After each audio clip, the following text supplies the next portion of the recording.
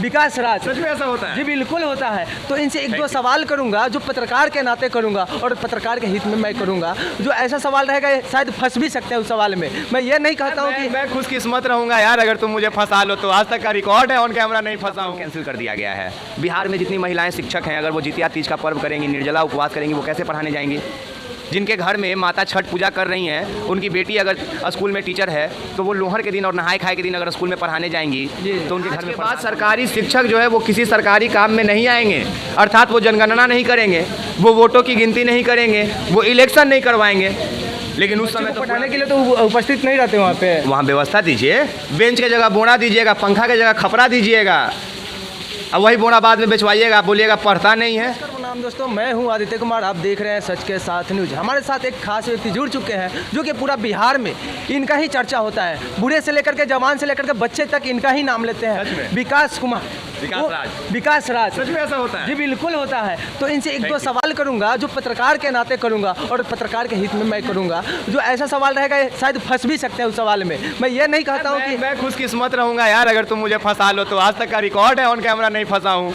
देखिए हमारे विकास भाई जी हैं जो खुद कह रहे हैं कि मुझे फंसा ले, लेकिन अभी कभी फंसे नहीं। गर्व होगा कि मैं आज एक ऐसे पत्रकार से मिला जिसने विकास से ऐसे लहजे में सवाल किया कि आज विकास की जुबान भी लड़खड़ा गई। ये मेरे लिए आनंदित करने वाला पल होगा। ये मेरे लिए मुजफ्फरपुर के धरती को प्रणाम करने वाला पल होगा। तो देखिए विकास भाई बहुत अच्छी तरीके से बात बताएं। तो चलिए इनसे मैं सवाल करने का प्रयास करूंगा। विकास जी एक ऐसा भी बात बोलते हैं कि बहुत व्यक्ति को भी दिक्कत होता है, क्योंकि दिक्कत यह होता है कि सच्चाई बताते हैं, किसी भी मुद्दा पे तुरंत बोल देते हैं और पूरा एक्शन वाली बात बोलते हैं। ऐसा बोलते हैं कि दहाड़ फेंकते हैं और किसी को ये नहीं कहते कि तुम गलत ही हो, जो गलत करता है उसको ही गलत बोलते हैं। तो चलिए इसी पे मैं एक दो सवाल करूंगा विकास भाई से। तो सबसे पहले मैं अपने चैनल में इनका स्वागत करता हूँ। बहुत बहुत शुक्रिया मेरे भाई, और जितने तमाम दर्शक हैं उन सभी को प्रणाम, और आपको खूब ढेर सारा प्यार कि आपने मुजफ्फरपुर की धरती पे हमें इतना प्यार दिया आप लोगों ने, शुक्रिया। तो चलिए सवाल स्टार्ट करते हैं। पहला सवाल यही होगा बिहार के ऊपर। सर बिहार में जो शिक्षा की स्थिति है, शिक्षा की स्थिति के ऊपर आप क्या कहना चाहेंगे? जो के पाठक जो हैं, के पाठक द्वारा कुछ गलत नीति भी अपनाया गया है, जैसे में रक्षाबंधन से लेकर के कृष्ण जन्माष्टमी के ऊपर भी छुट्टियाँ नहीं। गलत नीति नहीं अपना है के पाठक साहब, ठीक है, इस बात को समझना होगा। क्योंकि अगर के पाठक साहब नियम बना रहे हैं जी तो 10 नियम बना है, उसमें 8 अच्छा नियम भी है जी। वो जरूरी था बिहार के शिक्षा डेवलपमेंट को बेहतर करने के लिए, वो बढ़िया था, वो अग्रसर प्रयास है। लेकिन ये जो छुट्टियां हैं इसमें थोड़ा सा इमोशनल होकर देखने की चीज़ें हैं जी। कानूनन रूप से आप देखिएगा आप इसको समझ नहीं पाइएगा, संवैधानिक रूप से आप देखिएगा आप उलझ जाइएगा। इमोशनल होकर देखिए कि जितिया और तीज का पर्व कैंसिल कर दिया गया है। बिहार में जितनी महिलाएं शिक्षक हैं अगर वो जितिया तीज का पर्व करेंगी, निर्जला उपवास करेंगी, वो कैसे पढ़ाने जाएंगी?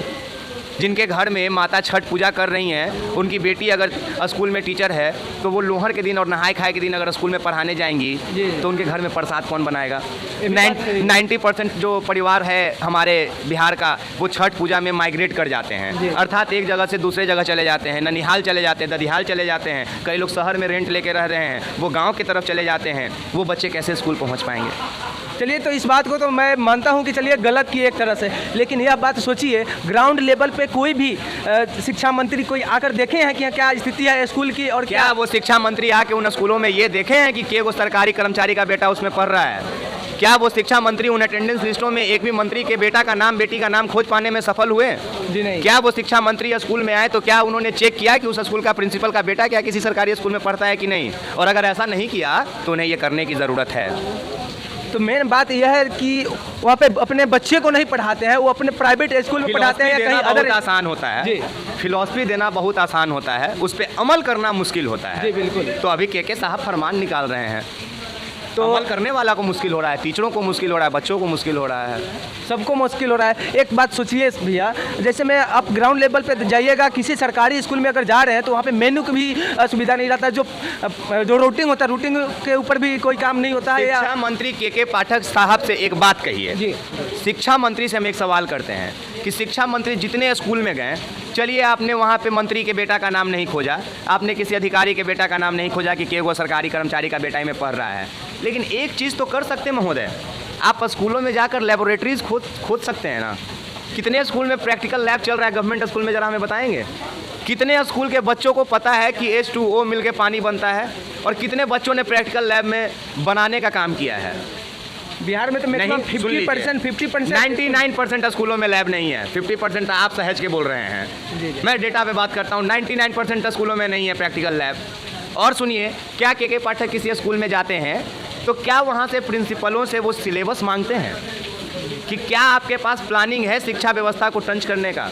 आप कैसे बच्चों के कोर्स को कंप्लीट करेंगे, क्या उसके लिए आपने कोई मैप तैयार करा है?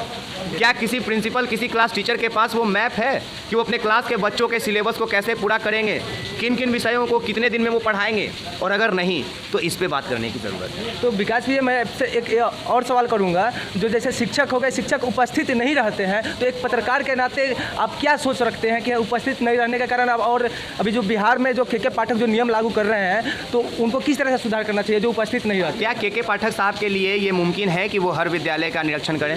जी, मुमकिन है? नहीं है, नहीं है, संभव नहीं है, संभव नहीं है। यानी कि वहाँ के जो प्रिंसिपल हैं, डीओ हैं, बीओ हैं, जी जी, बीडीओ साहब हैं, इन लोग का दायित्व बनता है। प्रमुख साहब हैं, मुखिया साहब हैं, सरकारी जितने कर्मचारी हैं, उन लोगों का दायित्व बनता है कि अपने अपने कर्तव्यों का निर्वहन करें।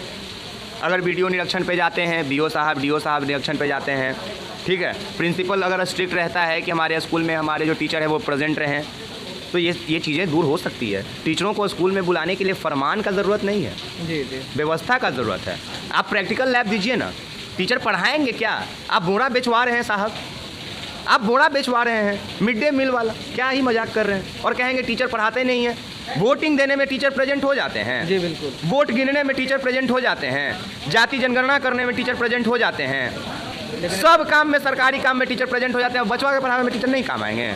सबसे पहले तो शिक्षा मंत्री को चाहिए कि एक फरमान निकालें। शिक्षा मंत्री कह रहे हैं, माफ़ कीजिए, उनका तो अधिकार छीन लिए के पाठक जी। के पाठक जी को चाहिए कि एक फरमान निकालें जिसमें बड़े बड़े अक्षरों में लिख दें कि आज के बाद सरकारी शिक्षक जो है वो किसी सरकारी काम में नहीं आएंगे, अर्थात वो जनगणना नहीं करेंगे, वो वोटों की गिनती नहीं करेंगे, वो इलेक्शन नहीं करवाएंगे। लेकिन उस समय तो पूरा देश के पूरा राज्य का कर्मचारी आपको चाहिए, बैंक का कर्मचारी चाहिए, पोस्ट ऑफिस का कर्मचारी चाहिए, शिक्षक का कर्मचारी चाहिए। तो कहाँ प्रेजेंट नहीं है? हम कैसे मान लें कि टीचर प्रेजेंट नहीं है भाई?